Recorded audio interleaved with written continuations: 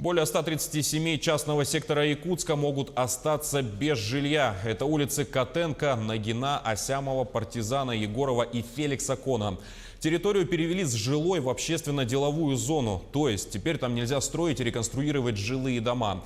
Всем тем, кто успел построить жилье, в регистрации собственности отказано. Горожане не раз обращались к городским властям с просьбой разобраться в ситуации, но пока все тщетно.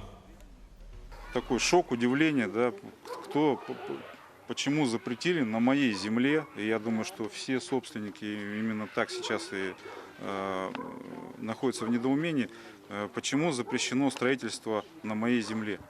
Я не нарушаю никаких правил, я использую землю значит, в соответствии с тем, как у меня написано в свидетельстве о госрегистрации собственности на землю. Я использую для строительства жилья. И зачем, для чего вообще властям нужно было принимать такое решение? Вместо того, чтобы разобраться, да, и понять вот, как бы наше беспокойство, мое беспокойство, беспокойство других жителей, ну, власти просто отписывались.